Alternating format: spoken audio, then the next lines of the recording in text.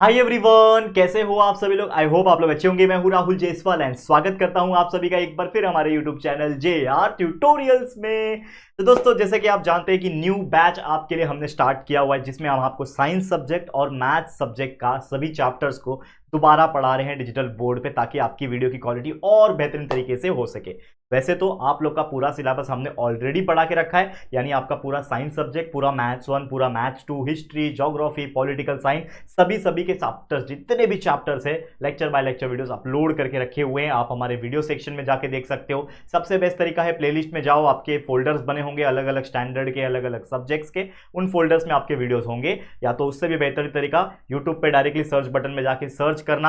अगर आपको पढ़ना है 9th स्टैंडर्ड का मैथ्स चैप्टर 5, डाल दो 9th standard maths chapter 5 by JR tutorial, last में खाली लिख देना बाय JR ट्यूटोरियल्स, आपको हमारे लेक्चर वीडियोस दिख जाएंगे। उस पर क्लिक करना और पढ़ाई करते रहना, बस इतना ही करना है। अच्छे से पढ़ाई करो, वीडियोस देखो और कंसेप्चुअल नॉलेज क्लियर करके अच्छे अच्छे मार्क्स एग्जाम में लेकर आते रहो। और सबसे इंपॉर्टेंट चीज यार, अगर आपको हमारे मेहनत पसंद आती है, हमारा जो पढ़ाने का तरीका है पसंद आता है, तो अपने दोस्तों को भी जरूर से रेकमेंड करना, शेयर करना, ताकि हमारे वीडियोस उन तक भी पहुंच सके और बाकी लोग का भला हो सके। ठीक है, चलिए वीडियो की शुरुआत हम करेंगे। आज का जो चैप्टर है, हमारा न्यू चैप्टर की स्टार्ट करने जा रहे हैं। तो 9th स्टैंडर्ड का मैथ्स 2 यानी ज्योमेट्री का चैप्टर 3, जिसका नाम है ट्राइंगल। अब ये ट्राइंगल चैप्टर काफी बड़ा है, तो इसको हम धीरे धीरे से करेंगे। हमारे पास कोई घाई नहीं है, बहुत समय बचा हुआ है हमारे पास। तो 2 चैप्टर अब तक हो चुके हैं इस नए वाले बैच में, तो अगर आपने नहीं देखे वीडियोस तो देख लो।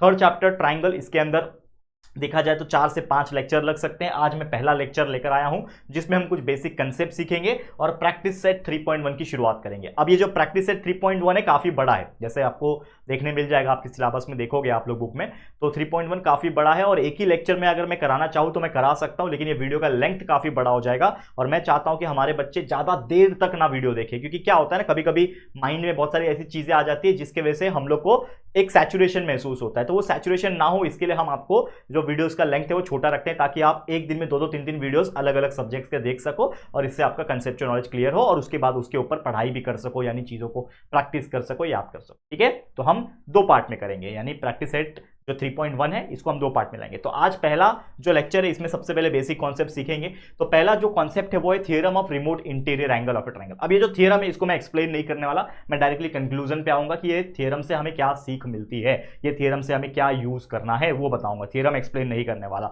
तो देखो, सबसे पहले इसका एक डेफिनेशन है, क्या बोलता है, the measure of N exterior angle of a triangle. आपको पता ही है, कोई भी एक ट्रायंगल ले लो, मान लो ये आपका एक ट्रायंगल है। अब ये ट्रायंगल के बाहर अगर मैं ऐसा एक लाइन खींच दूं, यहां से एक लाइन खींच दूं, या फिर यहां से एक लाइन खींच दूं, तो आपको दिख रहा होगा कि ये ट्रायंगल के अंदर एक 3 एंगल होते हैं, एक ये एंगल, एक ये एंगल, एक ये एंगल। ये आपको 3 एंगल जो है उस ट्रायंगल के अंदर नजर आते हुए नजर आएंगे। लेकिन अगर मैं बात करूं, ये एक बाहर वाला जो दिख रहा है आपको, ठीक है, ये आपको एक बाहर वाला नजर आ रहा है, ठीक है, ये एंगल, फिर ये वाला एंगल और एक ये वाला एंगल। तो यहां पे जो ये एंगल्स दिख रहे हैं बाहर के, इसी को बोला जाता है एक्सटीरियर एंगल। क्या कहा जाता है? बाहर के एंगल, यानी एक्सटीरियर एंगल। ठीक है, तो ये तो आपको क्लियर हो गया होगा कि एक्सटीरियर एंगल का मतलब क्या होता है। देखो, अंदर के जो 3 एंगल्स है, ट्रायंगल के अंदर 3 एंगल होते हैं, उसको इंटीरियर एंगल बोलते हैं। बाहर जो एंगल बनते हैं with the help of that line segment, ये लाइन को मैंने एक्सटेंड किया तो ये बाहर से एक एंगल बन रहा है, ये लाइन को एक्सटेंड किया तो ये बाहर से एंगल बन रहा है, ये लाइन को एक्सटेंड किया तो ये बाहर से एंगल बन रहा है। तो उस एंगल, बाहर वाले एंगल को एक्सटीरियर एंगल कहा जाता है, और मैक्स टू मैक्स 3 ही एक्सटीरियर एंगल बन सकते हैं। तो डेफिनेशन क्या बोलता है ये थ्योरम का? ये बोलता है कि the measure of exterior angle of a triangle, यानी अगर कोई भी एक्सटीरियर एंगल की बात करूं, उसका कोई मेजरमेंट आपसे पूछता है, कि आपको पूछेगा कि बताओ इसका मेजरमेंट क्या है, तो वो क्या होता है, the measure of the exterior angle of a triangle is equal to the sum of its remote interior angle. Sum of its remote interior angle का मतलब, जो उसके रिमोट इंटीरियर एंगल होते हैं उनको प्लस कर दो, वैल्यू मिल जाएगा। जैसे फॉर एग्जांपल के तौर पे आपको अगर ये वाला एक्सटीरियर एंगल का वैल्यू निकालना है, तो इसके लिए ये एक्सटीरियर एंगल के लिए रिमोट इंटीरियर कौन सा हो जाएगा, इसके जस्ट बगल वाला जो एंगल है अंदर वाला, इसको छोड़ के बचे हुए अंदर के दोनों एंगल को प्लस कर दो, तो आपका आंसर आ जाएगा। ठीक है, यानी अगर इसका वैल्यू आपको निकालना है, ये वाले का वैल्यू आपको अगर निकालना है बच्चा, तो आप क्या करोगे, इसको और इसको प्लस करोगे। इसका निकालना है तो आप इसको और इसको प्लस करोगे, और अगर इसका निकालना है तो आप इसको और इसको प्लस करोगे। यानी जो बचे हुए दोनों एंगल से अंदर के, एक तो जस्ट वो रहेगा कि उसके पीछे एक एंगल है, जैसे मान लो कि ये आपका क्या है, ये आपका रिमोट इंटीरियर एंगल है, तो इसके बगल में भी एक एंगल होगा, ये वाला और ये वाला और ये आएगा। तो अगर आपको ये एंगल निकालना है तो इसको छोड़ के, यानी उसके जस्ट बगल वाला एंगल को छोड़ के बचे हुए दोनों एंगल है, इसको कहा जाता है रिमोट इंटीरियर एंगल। क्या कहते हैं, रिमोट इंटीरियर एंगल। समझ में आ रहा है। तो अगर हम किसी भी एक्सटीरियर एंगल का मेजरमेंट निकालना चाहते हैं तो उसके रिमोट इंटीरियर एंगल्स को प्लस कर दो दोनों के वैल्यू को, तो हमारा आंसर आ जाएगा, that is the measurement of the ये एक्सटीरियर एंगल। ठीक है, तो एक डायग्राम यहां पे दिया हुआ है हमारे सामने। This is the triangle PQR और एक लाइन सेगमेंट एक्सटेंड किया हुआ है। तो इससे क्या हो रहा है कि ये हमारा एक रिमोट इंटीरियर एक्सटीरियर बन रहा है, माफ करना, ये हमारा एक एक्सटीरियर एंगल बन रहा है। ठीक है, ये एक्सटीरियर एंगल का नाम है PRS। एक्सटीरियर एंगल का नाम अगर आप रखना चाहते हो, एक्सटीरियर एंगल का जो नाम है वो क्या है, एंगल PRS, यानी ये वाला एंगल PRS, ये वाला एंगल, तो एंगल PRS है। और वही अगर मैं इंटीरियर एंगल की बात करूं, इसके अंदर इंटीरियर एंगल कौन कौन से है, तो अगर मैं इंटीरियर की बात करूं तो ये भी इंटीरियर, ये भी इंटीरियर, ये भी इंटीरियर, लेकिन इस एक्सटीरियर एंगल के लिए रिमोट इंटीरियर कौन सा होगा, रिमोट इंटीरियर होगा एंगल P और एंगल Q। तो angle P and angle Q जो होगा वो मेरे लिए रिमोट इंटीरियर होगा। तो यहां पे एक सवाल अगर मैं आपसे पूछूं कि पता लगाओ कि ये जो PRS है, यानी ये जो एक्सटीरियर एंगल है, इसका मेजरमेंट क्या है, तो according to the theorem, according to the definition क्या बोलता है कि the measurement of the exterior angle is equal to the sum of the remote interior. तो इसके लिए ये छोड़ के जो बचे हुए दोनों एंगल है, ये दोनों क्या है, रिमोट इंटीरियर है। यानी अगर मैं P और Q के मेजरमेंट को प्लस कर दूं तो हमारा जो आंसर आएगा वो किसके बराबर होगा, एंगल PRS के बराबर होगा। और इसी से एक फॉर्मूला बनता है जो कि है कि एंगल PRS यानी exterior angle is equal to ये वाला एंगल जो कि है RPQ यानी ये एंगल, और दूसरा एंगल QPR यानी माफ करना PQR यानी ये वाला एंगल। तो ये एंगल P और एंगल Q को अगर मैं प्लस कर दूं, एंगल P को एंगल Q को अगर मैं प्लस कर दूं उसके मेजरमेंट को, तो जो वैल्यू आएगा वो आएगा मेरे बाहर के एक्सटीरियर एंगल का। ठीक है, और हमेशा याद रखना कि जो एक्सटीरियर एंगल होता है वो हमेशा बड़ा होता है, is always greater than the remote interior angle. बड़ा ही होगा ऑब्वियसली, जो भी ये बाहर का एंगल होगा ये इन दोनों से तो बड़ा ही होगा ना, ऑब्वियसली दोनों को प्लस करूंगा तो इक्वल आएगा, लेकिन इंडिविजुअल तौर पे ये हमेशा बड़ा होता है क्योंकि ये ऑब्ट्यूज में होता है और बाकी सब एक्यूट एंगल में होते हैं। ये बेसिक रूल है, उम्मीद करता हूं आपको क्लियर हो गया होगा। ठीक है, समझ में आ गया बेसिक कंसेप्ट। अब मैं सीधा आपको लेके चलता हूं प्रैक्टिस सेट के ऊपर। तो चलिए प्रैक्टिस सेट के एग्जांपल्स देखते हैं। तो प्रैक्टिस सेट 3.1 इस चैप्टर का पहला प्रैक्टिस सेट, वैसे 4 या 5 प्रैक्टिस सेट है, आराम से करेंगे, कोई घाई नहीं बच्चा, आपका सिलेबस बहुत पहले कंप्लीट हो जाएगा, तो टेंशन की कोई बात नहीं। अभी तो सिर्फ सितंबर चल रहा है, तो टेंशन की कोई बात नहीं, आप आराम से बस हमारे पे भरोसा रखो। और ऑलरेडी वैसे तो पूरा सिलेबस तो पहले से ही प्रेजेंट है, हमने पूरा चीज तो पहले से ही पढ़ा रखा है। तो अगर आपको ऐसा है कि आपको और आगे का चैप्टर्स अभी ही पढ़ना है ना, तो हमारे चैनल पर मिल जाएंगे, आपको सभी चीज पहले से भी पढ़ा के रखा हुआ है। ठीक है, चलिए क्वेश्चन पढ़ेंगे। क्वेश्चन हमेशा ध्यान से पढ़ना, डायग्राम हमेशा ध्यान से देखना, ज्योमेट्री में बहुत इंपॉर्टेंट चीज ये मानते हैं। ठीक है, तो क्या बोल रहा है, एक फिगर दिया हुआ है जिसका नाम है एक फिगर का नाम है, इसमें एंगल ACD जो है वो क्या है, एक फिगर के अंदर एंगल ACD जो है एक्सटीरियर एंगल है, ऐसा बोल रखा है।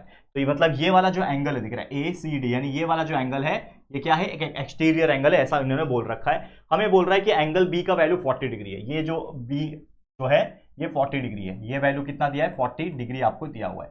इसके बाद इन्होंने बोला एंगल A का वैल्यू भी है 70 डिग्री, एंगल A का वैल्यू 70 डिग्री इन्होंने दे रखा है। और हमें क्या पूछा है, find the measurement of angle ACD, यानी कि आपको ये जो बाहर वाला एक्सटीरियर एंगल है ACD, इसका वैल्यू निकालना है। ठीक है, तो हम लोग क्या बोल सकते हैं, जो चीज हम लोग को पता है, हम लोग क्या बोल सकते हैं, फ्रॉम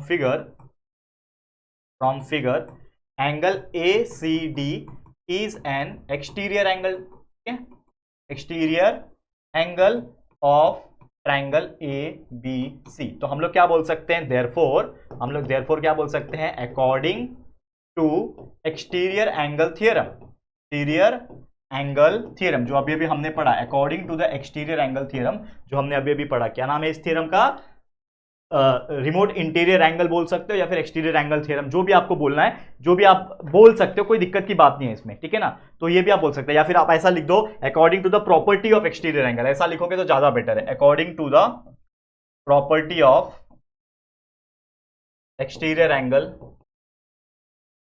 ठीक है, आप क्या लिख सकते हो कि मुझे पता है कि कोई भी एक्सटीरियर जो होता है, ठीक है, कोई भी एक्सटीरियर एंगल, यहां पे क्या है exterior angle ACD, exterior angle जो होता है वो होता है is equal to the sum of the remote interior angle. तो sum of the remote interior मतलब एंगल ACD जो होगा ये इसके पीछे वाले को छोड़ के, यानी इस एंगल को छोड़ के बचे हुए दोनों एंगल का एडिशन होगा, यानी ये A और B उसके क्या हो गए, रिमोट इंटीरियर एंगल हो गए। तो यानी एंगल ACD का जो वैल्यू होगा वो क्या होगा, angle A plus angle B होगा, यानी ये वाला एंगल प्लस ये वाला एंगल होगा। तो बस वैल्यू डाल दो, एंगल A का वैल्यू है 70 डिग्री प्लस एंगल B का जो वैल्यू है वो है 40 डिग्री। ठीक है। तो देयरफॉर आपका एंगल ACD का जो वैल्यू हमें मिल गया 70 + 40 होता है 110 डिग्री, और यही हमारा आंसर है। आपको जो क्वेश्चन पूछा था find the measurement of angle ACD, कितना आसानी से निकाल दिया कि एंगल ACD का जो वैल्यू है वो है 110 डिग्री। इजी है। तो इस तरीके से कोई भी ऐसे क्वेश्चंस को एक्सटीरियर एंगल वाले को सॉल्व किया जाता है, बहुत इजी तरीके से हमने समझा दिया। ठीक है, आगे बढ़ जाते हैं। चलो नेक्स्ट क्वेश्चन पे चलते हैं। अगला क्वेश्चन क्या बोल रहे हैं, question number 2, in triangle PQR। PQR एक ट्राइंगल है जो कि आपको डायग्राम नहीं दिया हुआ है, अगर आप बनाना चाहते हो तो खुद से ही बना सकते हो, कोई दिक्कत की बात नहीं है। तो लेट सपोज मैं एक ट्राइंगल बनाता हूं PQR नाम का, ठीक है, इसका नाम है ट्राइंगल PQR, मैंने बना दिया।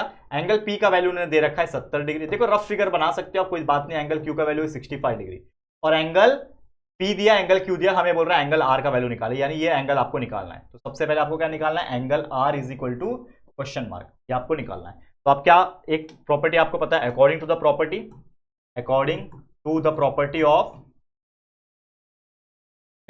प्रॉपर्टी ऑफ ट्राइंगल का एक प्रॉपर्टी होता है कि sum of all angles of a triangle is equal to 180, यानी कि कोई भी एक ट्राइंगल के अंदर जितने भी एंगल्स हैं उनको प्लस कर दो, तो उनके प्लस करके जो वैल्यू आता है वो 180 के बराबर आता है। ये हमने लगभग 6, 7 में 8 में पढ़ा हुआ है, करेक्ट है। ओके, तो sum of all angles of triangle is equal to 180। तो हर एंगल कौन से हैं यहाँ पे, अगर आप देखोगे जितने भी एंगल लिख दो, तो एक एंगल P है प्लस एंगल Q है प्लस एंगल R है, इन तीनों को प्लस करूंगा तो कितना आ जाएगा, 180 डिग्री आएगा। तो एंगल P का वैल्यू है 70 प्लस एंगल Q का वैल्यू है 65, लेकिन एंगल R का वैल्यू मुझे पता नहीं है, इज इक्वल टू 180। तो देयरफॉर एंगल R जो होगा वो क्या हो जाएगा, एंगल R का जो वैल्यू हो जाएगा, या फिर एक स्टेप और बढ़ा लो, ऐसा कर सकते हो कि 70 + 65 कर लो, तो ये हो जाएगा 135, बराबर 135 हो गया, plus angle R is equal to 180। ठीक है, तो देयरफॉर हमें क्या चाहिए, एंगल R चाहिए, तो एंगल R इधर ही रहेगा, ये 180 उधर ही रहेगा, लेकिन ये 135 जो प्लस था एंगल R के साथ, अब उधर 180 के पास जाएगा तो वो हो जाएगा -135। तो इसको सॉल्व कर लो, तो angle R will be is equal to 180 में से 135 माइनस करो, कितना बचेगा, 5 ऐड किया तो 40, 45 बचेगा। ठीक है, तो एंगल R का वैल्यू आ गया 45। इतना ईजी है यार, इतना ईजी है। तो इस तरीके से ऐसे एग्जांपल्स आ सकते हैं एग्जाम में, इसको जरूर से ऐसे सॉल्व करना, बहुत ईजी है, विद इन 1 मिनट के अंदर आपका ऐसे आंसर्स आ सकता है। क्लियर, समझ में आ गया बच्चा, क्लियर है, बहुत ईजी होगा, ठीक है ना, बहुत ईजी होगा। चलिए अब आगे बढ़ जाते हैं, अगले क्वेश्चन पे देखते हैं। नेक्स्ट क्वेश्चन क्या है, क्वेश्चन नंबर 3 क्या बोल रहा है, the measures of angles of a triangles are x, x-20 and x-40। मतलब ऑब्वियसली कोई ट्राइंगल के अंदर तीन ही एंगल हो सकते हैं, तो ये तीनों एंगल का मेजरमेंट दिया हुआ है। एक एंगल x है, दूसरा एंगल x-20 है, और तीसरा एंगल x-40 डिग्री है। हमें बोल रहा है find the measures of each angle, मतलब हर एक एंगल का हमें एग्जैक्ट मेजरमेंट निकालना है। ये जो मेजरमेंट दिया है वो x के फॉर्म में दिया है, हमें प्रॉपर आंसर निकालना है। तो सबसे पहले हम लोग मान लेते हैं लेट, या फिर एक फॉर्मूला तो हम जानते ही है, क्या बोलेंगे हम लोग कि वी नो दैट, तो फॉर्मूला अभी हमने देखा, sum of all angles, we know that sum of all angles in a triangle is equal to 180। यानी सम ऑफ ऑल एंगल अगर मैं करूं, तीनों एंगल को प्लस करूं, तीनों एंगल को प्लस करके कितना आता है, 180 डिग्री आता है। ये अभी हमने देखा हुआ है, ठीक है। तो इसके अकॉर्डिंग क्या हो जाएगा, तीन एंगल कौन से, एक तो है x, दूसरा है आपका x-20 और तीसरा है आपका x-40। अगर इन तीनों को मैं प्लस कर लूं, ठीक है ना, ब्रैकेट में लिख दो पहले, इन तीनों को मैं प्लस कर दूं तो ये प्लस करके कितना आता है, 180 डिग्री आता है। ठीक है, ओके, अब सॉल्व कर लो, तो ये हो जाएगा x plus x-20 plus x-40 is equal to 180, bracket open हो गया। अब देखो यहाँ पे अगर आप ध्यान दोगे तो ये x है प्लस x है, ये प्लस x है, ये 3x हो गए, 3x, x plus x plus x, -20 -40 होता है -60। ठीक है, -20 -40 -60 हो गया, इज इक्वल टू 180। ठीक है, अब ये 3x को इधर ही रखता हूं मैं, 180 को भी उधर ही रखता हूं, ये -60 को 180 के पास भेज दूंगा तो +60 हो जाएगा। तो यानी कि 3x will be equal to क्या हो जाएगा, 180 + 60 कितना होता है, 240 होता है। तो 3x इज इक्वल टू 240 हो गया। मुझे चाहिए x का वैल्यू, तो x will be equal to, ये 240 उधर ही रखता हूं मैं, ठीक है, और ये 3 जो x के साथ मल्टीप्लाई में था 240 के पास आएगा तो डिवाइड में चला जाएगा, तो 240 डिवाइड बाई 3 हो गया। ठीक है, तो 3 के टेबल में देखो, 3 1 3 होता है और 3 8 24 होता है, और ये 0 भी कट होगा तो 0 आ जाएगा यहाँ पे। ऑटोमेटिकली हम क्या बोल सकते हैं बच्चा, ध्यान देना, हम क्या बोल सकते हैं कि x का जो वैल्यू आया, देयरफॉर जो x का जो वैल्यू आया वो आया 80। ठीक है, x का जो वैल्यू आया वो आया 80। लेकिन ये x क्या है, ये एंगल्स है, तो हम लोग को एक्चुअल में क्या निकालना है, मेजर ऑफ ईच एंगल। तो अभी अभी हम लोग क्या निकालेंगे, मेजरमेंट ऑफ ईच एंगल, ठीक है ना। लिखो यहां पे मेजर ऑफ ईच एंगल, ठीक है। तो कैसे निकलेगा, पहला एंगल जो है फर्स्ट एंगल, ठीक है, फर्स्ट एंगल जो है, फर्स्ट एंगल जो कि क्या है हमारे लिए x बोला हुआ है, तो फर्स्ट एंगल x है, तो x का वैल्यू आया 80 डिग्री, तो पहला एंगल आ गया 80 डिग्री का, ये पहला एंगल आ गया। वैसे दूसरा एंगल क्या है, सेकेंड एंगल, सेकेंड एंगल क्या दिया हुआ है, सेकेंड एंगल दिया है x माइनस 20, क्या है x माइनस 20 बराबर x माइनस 20 डिग्री। तो x कितना है 80 है, माइनस कर दो 20 के साथ, तो 80 माइनस 20 डिग्री यानी 60 डिग्री, तो आ गया दूसरा एंगल 60 डिग्री। वैसे एक तीसरा भी निकाल लेंगे हम लोग, तीसरा क्या है, थर्ड एंगल, थर्ड एंगल कितना दिया हुआ है, x माइनस 40 दिया हुआ है, यानी x माइनस 40 डिग्री। तो x हमने निकाल दिया है 80, 80 माइनस 40 बराबर, यही है हम लोग का आंसर 80 माइनस 40। चलो दैट इज नथिंग बट 40, ये आ गया हमारा तीनों एंगल। तीन एंगल कौन से होंगे, 80 डिग्री, 60 डिग्री और 40 डिग्री। तो इस प्रकार से हमने तीनों एंगल जो है हमने निकाल दिया, और जो कि हम लोग को पूछा था कि तीनों एंगल निकाल के दिखाओ, ठीक है, तो हमने निकाल दिया तीनों के तीनों एंगल इस प्रकार से, ठीक है, क्लियर है। तो 80, 60 and 40 are the three angles जो हमें पूछे हुए थे। चलो अगले क्वेश्चन पे चलेंगे। नेक्स्ट क्वेश्चन क्या बोल रहा है, ध्यान से देखना, क्या बोल रहा है, the measure of one of the angles of A triangle is twice the measure of its smallest angle. मतलब एक ट्राइंगल है, उस ट्राइंगल में क्या बोल रहा है कि ट्राइंगल में एक एंगल जो है वो सबसे छोटे वाले, यानी उस ट्राइंगल के सबसे छोटे वाले एंगल का क्या है, डबल है, यानी ट्वाइस है। और एक और चीज बोल रहा है, and the measure of other, मतलब जो बाकी बचा हुआ जो एंगल है वो थ्राइस है स्मॉलेस्ट एंगल का। मतलब उन ट्राइंगल के अंदर जो ट्राइंगल होगा, उस ट्राइंगल में एक एंगल जो होगा वो जो सबसे छोटा होगा, ठीक है, मान लो वो x मान लेता हूं उसको, ये एंगल जो होगा वो उसका डबल होगा, यानी वो 2x होगा, और ये जो एंगल होगा वो उसका 3 गुना होगा, यानी वो 3x होगा। इस प्रकार से हम लोग को करना है, ठीक है, समझ में आया। तो हम लोग क्या मान लेंगे, सबसे पहले let the smallest angle, let the smallest angle measure is equal to x degree. हमने मान लिया कि जो सबसे छोटा वाला जो था उसका जो मेजरमेंट है वो x डिग्री है, ठीक है। अब जो बोल रहा है सेकंड चीज में बोल रहा है, अकॉर्डिंग टू फर्स्ट कंडीशन, पहला कंडीशन ये बोलता है that is one of the angle is twice the measure of its smallest angle, यानी twice the measure of smallest angle, मतलब जो ये होगा हमारा दूसरा एंगल जो होगा, सेकेंड एंगल जो होगा वो क्या हो जाएगा, 2 टाइम x हो जाएगा। वैसे ही जो थर्ड कंडीशन है, ठीक है, according to, sorry second condition, माफ करना, अकॉर्डिंग टू सेकंड कंडीशन, जो कि हमारा थर्ड एंगल जो बनेगा, तीसरा एंगल जो बनेगा वो क्या बनेगा, थ्राइस, 3 गुना, थ्राइस मतलब 3 गुना स्मॉलेस्ट एंगल का, मतलब 3 गुना स्मॉलेस्ट एंगल कौन है, x, ठीक है, समझ में आ गया। तो ये 3 साइड हमें मिल गया, और हमें पूछा है find the measure of all 3 angle, मतलब तीनों एंगल का एग्जैक्ट एंगल हमें निकालना है। तो कैसे निकालोगे, सेम वही फॉर्मूला हम जानते हैं भाई, we know that sum of all angles in a triangle is equal to 180 degree. ये हम लोग अभी 2-3 बार कर चुके हैं, ऑब्वियसली ऐसे एग्जांपल्स काफी आ रहे हैं, ठीक है। तो तीनों एंगल प्लस कर दो, पहला एंगल है x, ठीक है, क्या बोल रहा है ध्यान से, पहला एंगल है x प्लस दूसरा एंगल क्या है 2x प्लस तीसरा एंगल है 3x, ये तीनों को मिला के हो जाएंगे 180 डिग्री। तो x plus 2x 3x, 3x plus 3x 6x, तो ये हो जाएगा 6x is equal to 180 degree. तो देयरफॉर x का वैल्यू आ जाएगा 180 डिवाइड बाय 6, 6 1 6 होता है, 6 3 18, और ये 0 भी कट हो गया 30। तो देयरफॉर आपका x का जो वैल्यू आया वो आया 30, ठीक है, ये हमारा x का वैल्यू आया, कोई एंगल का वैल्यू नहीं आया, ये आया x का वैल्यू, समझ में आ रहा है, ठीक है। हमको तीनों एंगल का मेजरमेंट निकालना है, ठीक है। तो हम लोग क्या लिखेंगे यहां पे, क्या लिखेंगे देखो ध्यान से, the measure of all 3 angles are, तो पहला एंगल जो हमने था फर्स्ट एंगल, ठीक है, फर्स्ट एंगल जो था जिसको हमने क्या माना सबसे छोटा एंगल, जो कि हमारा x है, तो हमारा x का वैल्यू क्या आया 30। तो हम लोग क्या बोल सकते हैं, जो सबसे पहला एंगल, छोटा एंगल जो आ गया 30 डिग्री आ गया। दूसरा एंगल को हमने क्या माना है, 2x माना है, जो कि हमारा दो गुना था उससे, यानी 2 मल्टीप्लाई बाय एक्स। तो 2 मल्टीप्लाई बाय एक्स कितना है 30, तो 2 30 60 डिग्री। तो दूसरा एंगल कितना है 60 डिग्री का। और वही हमारा एक थर्ड एंगल भी बनेगा जो कि 3 गुना था, यानी 3 टाइम एक्स था, तो 3 मल्टीप्लाई बाय एक्स का वैल्यू है 30, तो 3 मल्टीप्लाई बाय 30 इज 90 डिग्री। तो इस तरीके से हमने तीनों एंगल निकाल दिया। एक एंगल 30 डिग्री होगा, दूसरा एंगल 60 डिग्री होगा, और तीसरा एंगल जो होगा वो 90 डिग्री होगा। कितना इजी है कि नहीं? क्लियर, समझ में आ गया? तो इस तरीके से ऐसे एग्जांपल्स को बच्चा सॉल्व किया जाता है। ठीक है, समझ में आ गया बच्चा? क्लियर, आगे बढ़ जाए। ठीक है, आगे बढ़े, चलो।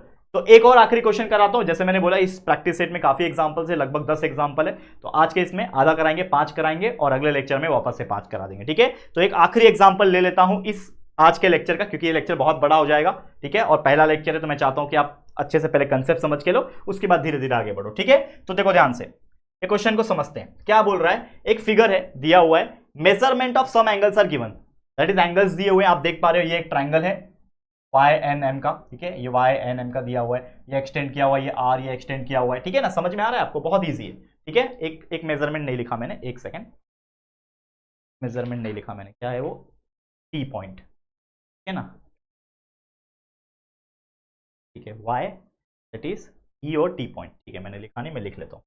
This point is known as E point, ये पॉइंट E है, और इधर एक पॉइंट है जो कि ये T पॉइंट। ठीक है, अब क्लियर है? ठीक है, नहीं लिखा था, भूल जाता हूं कभी कभी, कोई बात नहीं। तो हमें क्या बोल रहे हैं, कुछ एंगल्स दिए हुए हैं, तो आपको दिख रहा है कि ये ट्राइंगल के अंदर जो एंगल्स है, ये है आपका एंगल Y, जो कि आप देख पा रहे हो। मैं थोड़ा सा कलर के हिसाब से बना देता हूं। ये एंगल अंदर के एंगल Y, ये एंगल X, और ये एंगल Z। फिर बाहर वाले जो एंगल्स हैं उसको भी बना देते हैं। ये बाहर वाला एंगल, ये आपका एक्सटीरियर एंगल 100 डिग्री का, और ये एक्सटीरियर एंगल 140। ठीक है, क्लियर? तो यहाँ पे पूछा क्या है, हमें पूछा XYZ, यानी कि जो अंदर के एंगल्स है, इसका मेजरमेंट का वैल्यू निकालना है। बहुत सिंपल है। कैसे निकालोगे? तो सबसे पहले आपका क्या दिमाग चल रहा है डायग्राम देख के?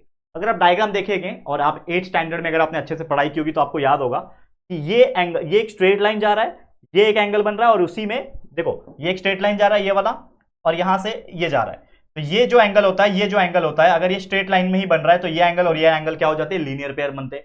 और लीनियर पेयर मतलब the sum of this two angle will be equal to supplementary, यानी 180 डिग्री। ये हमने 8th स्टैंडर्ड में पढ़ा हुआ है। ठीक है, तो हम लोग क्या बोलेंगे कि ये जो एंगल है, जिसका नाम है एंगल NET, यानी ये 100 डिग्री वाला एंगल NET, तो हम लोग क्या बोलेंगे, फ्रॉम फिगर, ऐसा लिखो बच्चा, फ्रॉम फिगर एंगल NET, देख रहा है यहां पे एंगल NET, जो देखो ध्यान से देखना, एंगल NET, और एक और एंगल जो कि बनेगा यहां पे NET, और ये वाला एंगल का नाम होगा NEZ, ये वाला एंगल। ठीक है, NEZ ही है उसका नाम, कि M, माफ करना, देखो Z बोल रहा हूं बार बार, NEM, ये M है, ये कंफ्यूजन ना हो इसके लिए याद रखना, ये पॉइंट का नाम M है, ये पॉइंट का नाम N है। ठीक है, और ये पॉइंट का नाम E।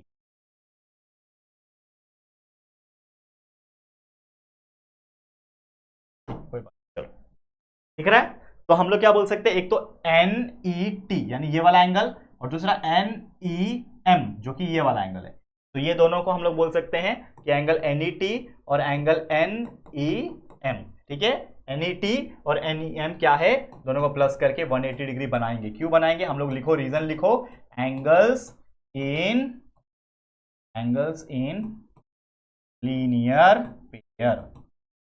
ठीक है, angles in linear pair. Okay, अब एंगल NET का वैल्यू तो मैं जानता हूं, एंगल NET का वैल्यू 100 डिग्री। इसके पहले आप एक और चीज लिख सकते हो, एक और चीज लिखना है तो आप लिख सकते हो, जो कि मैंने नहीं लिखा, मैं यहां पे लिख के दिखा देता हूं आप लोग को। आप लिख सकते हो गिवन डेटा। गिवन मतलब क्या क्या दिया हुआ है, यहां पे जो चीज दिया हुआ है लिख दो कि आपको एंगल NET का वैल्यू दिया हुआ है, इन्होंने एंगल NET का वैल्यू उन्होंने दे रखा है 100 डिग्री, और एक और चीज दिया हुआ है यहां पे, that is EMR, angle EMR का वैल्यू दिया हुआ है, एंगल EMR का वैल्यू दिया हुआ है 140 डिग्री। ये दो चीज उन्होंने दे रखा है, देखो ध्यान से, NET का वैल्यू ये 100 डिग्री दिया हुआ है, और EMR यानी ये एक्सटीरियर एंगल का वैल्यू 140 डिग्री दिया हुआ है। ये दो चीज लिख लो, और जो चीज दिया होता है ना क्वेश्चन में, उसको गिवन करके लिख लोगे ना, तो चांसेस होता है कि हाफ मार्क्स आपको मिल जाए। क्योंकि कभी कभी ये हम गिवन नहीं लिखते ना कि क्या दिया है, तो एग्जामिनर जो होता है कोई खड़ूस होता है ना, तो वो मार्क्स काट लेगा आपका। तो ये ना हो, तो इसके लिए पहले ये लिखा, फिर आ जाते हैं यहाँ पे वापस से कि फ्रॉम फिगर। तो फ्रॉम फिगर हमने ये पता लगाया कि ये NET और NEM जो है एक लीनियर पेयर फॉर्म कर रहे हैं यहां पे, तो दोनों को प्लस करके 180 डिग्री होता है। तो NET का वैल्यू मैं जानता हूं जो कि 100 डिग्री, प्लस एंगल NEM में नहीं जानता, तो एंगल NEM में लिख दूंगा इज इक्वल टू 180 डिग्री। और अगर आप ध्यान से देखो ये एंगल NEM जो है ये एक्चुअल में क्या है, ये Y है, एंगल ये Y है ना, ये Y। तो NEM के जगह पे आप सीधा सीधा यहां पे Y लिख सकते हो, कोई दिक्कत की बात नहीं है। यहां पे आप एंगल Y लिख सकते हो, ठीक है, या फिर सिंपली Y लिख सकते हो, खाली Y लिखोगे तो भी चलेगा, सिंपली आप खाली Y लिख दो, कोई दिक्कत की बात नहीं है। तो आपने क्या किया, यहां पे सिंपली Y लिख दिया। अब यहां पे आपको Y का वैल्यू चाहिए, तो Y will be equal to what, ये 180 उधर है, ये 100 उधर जाएगा 180 के पास, तो माइनस हो जाएगा। तो देयरफॉर 180 में से 100 गया, 80 बचा, तो y का वैल्यू आ गया 80 डिग्री। तो हमें पूछा था ना y का वैल्यू निकालो, x y z तीनों पूछा है, लेकिन अभी हमने फिलहाल में क्या निकाल लिया है, y का वैल्यू जो कि है 80 डिग्री, आराम से निकाल के दिखा दिया है। ठीक है, क्लियर, कोई दिक्कत की बात है यहां तक नहीं है ना। चलो आगे बढ़ जाते हैं, क्या बोल रहा है आगे।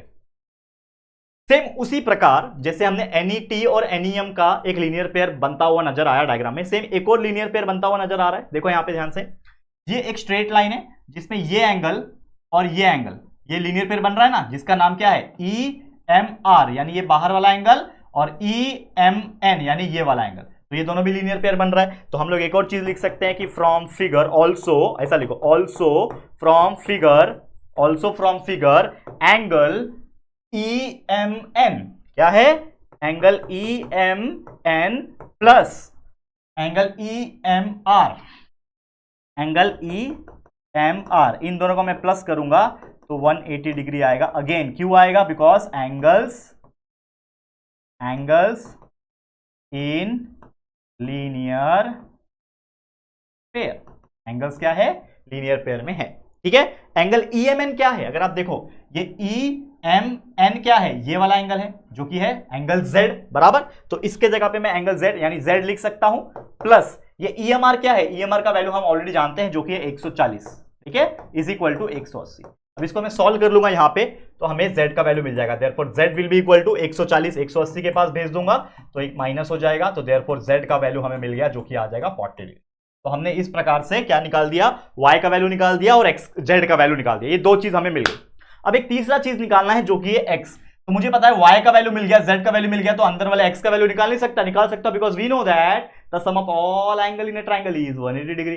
तो किसी ट्रायंगल में दो एंगल पता चल गया, तो तीसरा एंगल कैसे निकालोगे, तीनों को प्लस करके 180 होता है। तो डायरेक्ट लिखो, यहां पे डायरेक्ट लिखो फ्रॉम फिगर, लिखो यहां पे, कैसे लिखोगे, यहां पे आ जाओ, कलर चेंज करते हैं, क्या ले लूं, तो ऑरेंज, ग्रीन ले लेते हैं। चलो हम लिखेंगे यहां पे from figure we know that sum of all angles in a triangle is equal to 180 degree. तो उसके अनुसार क्या हो जाएगा, ये एंगल, ठीक है ना, फ्रॉम फिगर भी नहीं, ऐसा लिखो आप, एक सेकंड बच्चा, एक और सेकंड, फ्रॉम फिगर के नीचे ना एक ऐसा लिखो, फ्रॉम फिगर, ठीक है, फ्रॉम फिगर, और ऐसा लिखो इन ट्रायंगल, कौन सा ट्रायंगल, ये EMN, इन ट्रायंगल EMN, ये ट्रायंगल के अंदर हम जानते हैं कि ये प्लस करके 180 डिग्री आएगा। तो प्लस करके 180 डिग्री आएगा मतलब एंगल X जो है plus angle Y plus angle Z, इन तीनों को प्लस करके 180 डिग्री आएगा। X का वैल्यू मैं जानता नहीं हूं, X का वैल्यू X ही रहेगा, Y का वैल्यू मैं जानता हूं जो कि है 80 डिग्री, Y का वैल्यू मैं जानता हूं 80 डिग्री है, Z का वैल्यू मेरे पास 40 degree is equal to 180 degree. ठीक है, 80 प्लस 40 होता है 120, तो therefore x will be equal to कितना हो जाएगा, 180 इधर था, 80 प्लस 40 120 उधर जाएगा तो माइनस हो जाएगा 120, तो देयरफॉर x का वैल्यू यहां से मिल जाएगा जो कि हो जाएगा 180 में से 120 गया 60 डिग्री, आपका आंसर आ जाएगा। तो इस प्रकार से आपने आंसर निकाल दिया। तो आपका x का वैल्यू 60 डिग्री, y का वैल्यू 80 डिग्री और z का वैल्यू आ गया 40 डिग्री। ठीक है, तो इस तरीके से हमने आपका x, y और z का वैल्यू आराम से कैलकुलेट कर दिया। क्लियर, समझ में आ गया। तो बस दैट्स इट फॉर टुडे, जिसमें हमने बहुत सारे बेसिक कॉन्सेप्ट, एक्सटीरियर एंगल के प्रॉपर्टीज, साथ में उसके बेसिक फंडा, थ्योरम जो भी था, और साथ ही में इस प्रैक्टिस सेट 3.1 का जो स्टार्टिंग के 5 एग्जाम्पल थे वो हमने बेहतरीन तरीके से सॉल्व कर दिया। और उम्मीद करता हूं ये सारे के सारे जो कॉन्सेप्ट है ये आपको बहुत अच्छी तरीके से क्लियर हो गए होंगे। तो आज के लिए इतना ही, इसी के साथ इस वीडियो को हम एंड करते हैं, लेकिन बचे हुए जो भी एग्जाम्पल्स है इस प्रैक्टिस सेट के वो हम नेक्स्ट लेक्चर में देखेंगे, और इस चैप्टर के और भी जो टॉपिक्स है उसके conceptual knowledge plus conceptual topics और उसके साथ के जो भी प्रैक्टिस सेट के सारे एग्जाम्पल्स रहेंगे उसको हम आने वाले लेक्चर्स में कवर करेंगे। तो आप लोग बस हमारे साथ बने रहना, वीडियोस को चेकआउट करते रहना कि कौन कौन से वीडियोस आ रहे हैं कंटिन्यूअसली, और प्लीज अपने दोस्तों को शेयर करते रहना, ठीक है। तो अगर ये वीडियो आपको पसंद आया, हमारी मेहनत आपको पसंद आ रही है, तो प्लीज इस वीडियो को लाइक करना, शेयर करना, अपने सभी दोस्तों के साथ शेयर करो ताकि बेस्ट से बेस्ट क्वालिटी एजुकेशन हम सभी को फ्री ऑफ कॉस्ट दे सकें। तो प्लीज शेयर टू एवरीवन, और अगर पहली बार आया हो चैनल पे, अभी तक चैनल को सब्सक्राइब नहीं किया है तो फटाफट से हमारे चैनल को सब्सक्राइब करके बेल आइकन को भी प्रेस कर देना ताकि जब भी कोई वीडियोस अपलोड होगा आप लोग को वीडियोस की जो नोटिफिकेशन है मिलती रहेगी, ठीक है फ्रेंड्स। तो चलो जल्दी मिलेंगे फिर एक और नई वीडियो में, तब तक के लिए thank you and good bye.